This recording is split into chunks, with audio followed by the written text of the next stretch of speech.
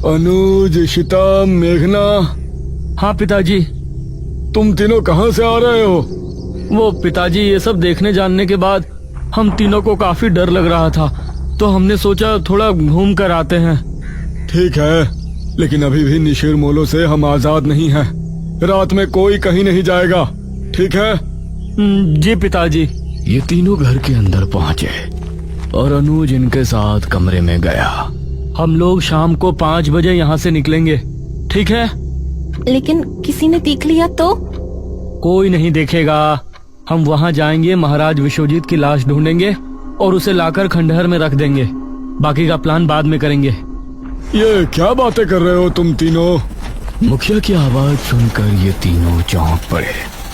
उस समय मुखिया के साथ तांत्रिक महाराज और ठकुराइन ने भी इनकी बातें सुन ली थी। अब पिताजी, वो क्या अनुज बेटा, जो भी बात है ठीक से बताओ। महाराज विश्वजीत के बारे में तुम क्या बोल रहे थे? निशिर मोलो इसीलिए गांव में घूम रहे हैं क्योंकि उनको महाराज विश्वजीत की लाश चाहिए। उनकी लाश जनकपुरी के जंगल की गुफा में रखी है। लेकिन तुमको ये सब कैसे पता? और जैसा कि राजकुमारी मेघालय ने तय किया था कि निशिर मोलो जब ही जाएंगे जब राजकुमारी के कदम बेरमपुर की जमीन पर पड़ेंगे, तो ऐसा कैसे हुआ? इस पर मेघना ने एक कदम आगे बढ़ाया। क्योंकि राजकुमारी यहाँ आ चुकी है। कौन? मैं, मेघना। पिछले जन्म में राजकुमारी मेघालय मैं ही थी। यह सुनकर सभी की हैरानी का कोई ठिकाना नहीं रहा। मुखिया का मुंह खुला का खुला रह गया। ये तुम क्या कह रही हो?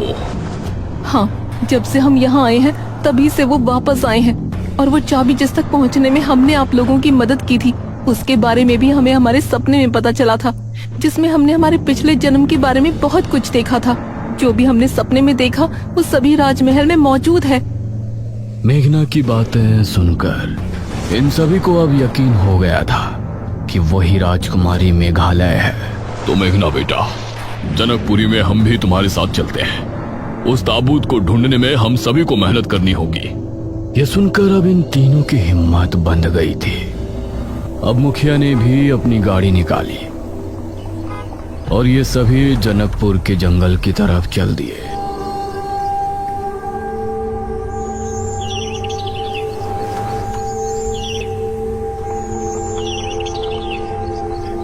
वो रही गुफा।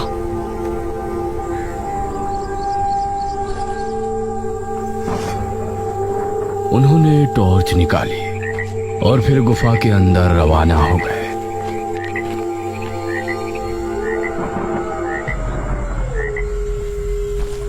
जैसे ही मेघना ने गुफा के अंदर कदम रखा तो जमीन अजीब तरह से हिली। अरे ये क्या? और काफी देर बाद जमीन का हिलना बंद हुआ। लगता है सालों से यहाँ कोई नहीं आया। ये कैसी आवाज है? गुफा में अजीब सी आवाज गूंजी, जैसे कई सारे कीड़े एक साथ रेंग रहे हैं। तभी इनको सामने से काले मकड़ों की फौज आती हुई नजर आई। अरे बचो! ये सभी इधर उधर भागे और छोटे छोटे टीलों पर चढ़ गए। वो सभी मकोड़े तेज शोर के साथ गुफा के बाहर निकल गए। हमें बहुत संभल के चलना होगा। ये फिर से एक साथ सामने की तरफ रवाना हुए। गुफा के अंदर कई जानवरों की लाशें और कंकाल नजर आ रहे थे। पिछले भाग में आपने देखा कि बाबा और गांव के कुछ लोग उस आदमी को ढूंढते ढूंढते एक पुराने श्मशान तक पहुंच गए थे। लेकिन उस आदमी ने हड्डी क्यों छुपाई? उसके गायब होने के पीछे क्या राज है? और क्या उमोशी की कहानी वैसी नहीं थी जैसी गांव वाले समझते थे? इन सब सवालों का सच अब सामने आएगा। सभी लोग उन चिताओं को ध्यान से देखने लगे। तभी वीराज सिंह ने गंभीर आवाज में कहा, ये चिताएं इतनी पुरानी लग रही हैं, फिर भी इन्हें किसी ने पूरी तरह क्यों नहीं जलाया? बाबा झुककर जमीन से थोड़ी राख उठाते हैं और उसे गौर से देखने लगते हैं। कुछ देर तक गहरी चुप्पी छाई रहती है। फिर बाबा धीमी आवाज में बोलते हैं, क्योंकि ये उनका अंतिम संस्कार नहीं था। सभी लोग हैरानी से बाबा की तरफ देखने लगे। हर किसी के चेहरे पर डर और सवाल साफ दिखाई दे रहे थे। तभी बाबा गंभीर आवाज में बोले, ये अंतिम संस्कार नहीं था, बल्कि सबूत मिटाने की कोशिश थी। यह सुनते ही वीराज सिंह का चेहरा सफेद पड़ गया। उनके चेहरे पर डर और हैरानी साफ दिखाई देने लगी। मैं कुछ समझा नहीं बाबा, आप क्या कहना चाहते हैं? तुम लोगों ने मुझे जो कहानी सुनाई थी वो पूरी नहीं थी, और जो कहानी पूरी नहीं होती उसमें अक्सर कोई ना कोई सच्चाई छुपाई जाती है। तभी वह होशियार लड़का घबरा कर तुरंत पूछ बैठा, बाबा, आपको क्या लगता है, आखिर इस सब के पीछे सच्चाई क्या है? बाबा पूरे श्मशान में इधर उधर नजरें घुमाने लगे। फिर उन्होंने जमीन से एक जली हुई लकड़ी उठाई। कुछ पल तक उसे गौर से देखने के बाद बाबा बोले, अगर वो चारों भाई सच में बीमारी से मरे होते तो उनकी लाशें उनके घर में मिलती, लेकिन अगर उन्हें जहर दिया गया था तो शायद किसी को डर था कि सच बाहर ना आ जाए। सभी लोग चुप होकर बाबा की तरफ देखने लगे। चारों तरफ सन्नाटा छा गया था। तभी बाबा गंभीर आवाज में बोले, मुझे लगता है उनकी लाशों को यहां लाया गया था और फिर जल्दबाजी में उन्हें जलाकर सबूत मिटाने की कोशिश की गई थी। वह होशियार लड़का घबराकर तुरंत पूछ बैठा, अगर उन्हें यहां लाया गया था तो उनकी हड्डियां उनके घर के पास कैसे मिली बाबा? बाबा उसकी तरफ देखकर हल्का सा मुस्कुराए। फिर धीमी आवाज में बोले, बहुत अच्छा सवाल है। सवाल पूछने चाहिए, क्योंकि कई बार सच सवालों में ही छुपा होता है। बाबा को उस लड़के की यही बात सबसे ज्यादा पसंद थी कि वह किसी भी बात पर आसानी से यकीन नहीं करता था। वह हमेशा पहले पूरी सच्चाई जानने की कोशिश करता था। तभी वह लड़का श्मशान में इधर उधर ध्यान से घूम रहा था। चलते चलते वह थोड़ा आगे निकल गया। अचानक उसकी नजर जमीन पर पड़ी।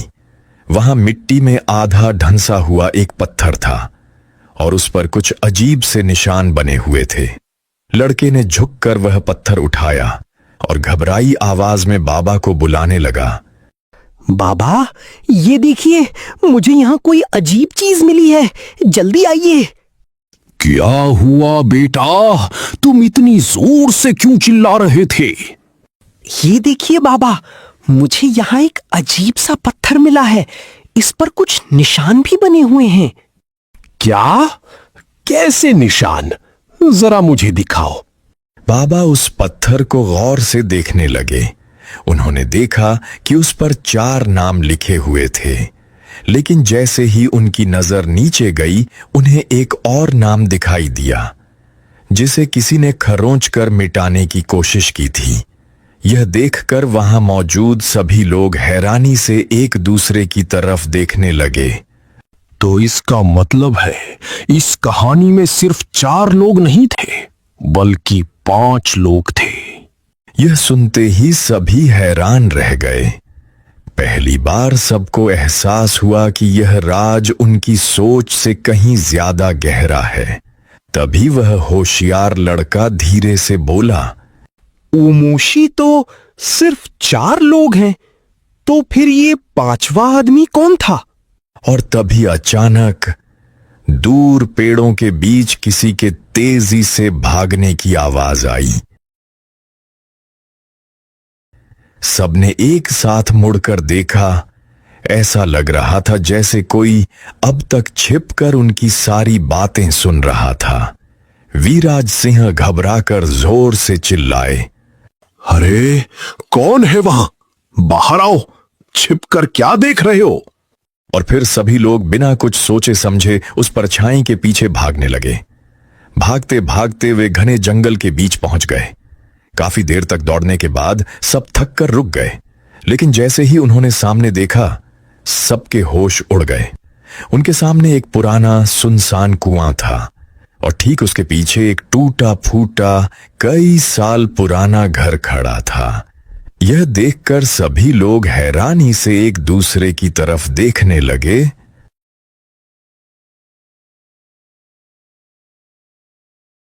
फिर वे सब धीरे धीरे उस पुराने घर की तरफ बढ़ने लगे। घर के अंदर पहुंचने के बाद ऐसा लग रहा था मानो पिछले कई सालों से वहां कोई आया ही ना हो। हर तरफ धूल, टूटे सामान और सन्नाटा पसरा हुआ था। तभी वह होशियार लड़का अलग अलग कमरों में जाकर देखने लगा और अचानक उसकी नजर दीवार पर लिखी किसी अजीब चीज पर पड़ी। उसे देखकर वह घबरा गया और तुरंत जोर से बाबा को आवाज लगाने लगा। बाबा, ये देखिए, मुझे यहाँ कोई अजीब चीज मिली है, जल्दी आइए। बाबा, जरा जल्दी आइए। ये देखिए, यहाँ दीवार पर लिखा है, हम 5 हैं। इसका क्या मतलब हो सकता है?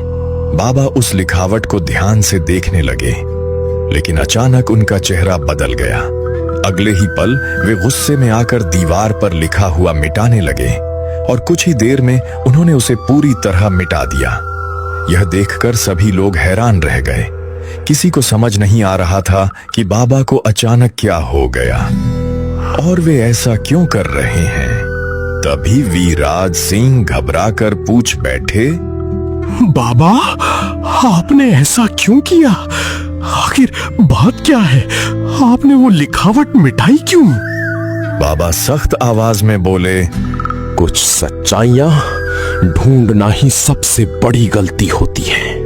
बाबा की ये बात सुनकर सभी लोग हैरान रह गए। सबके मन में सवाल उठने लगे, आखिर बाबा ऐसा क्यों कह रहे थे? लेकिन पहली बार वह होशियार लड़का बाबा की बात से सहमत नहीं था। उसके मन में बार बार एक ही सवाल घूम रहा था, क्या बाबा हमसे कुछ छुपा रहे हैं? काफी रात हो चुकी थी, इसलिए सबने जंगल में ही एक छोटा सा कैंप लगाया और आराम करने लगे। लेकिन रात के गहरे सन्नाटे में अचानक उस लड़के की आंख खुल गई। उसने देखा कि बाबा चुपके से बिना किसी को बताए कहीं जा रहे हैं। लड़के को शक हुआ और वह धीरे धीरे छिपते हुए बाबा का पीछा करने लगा।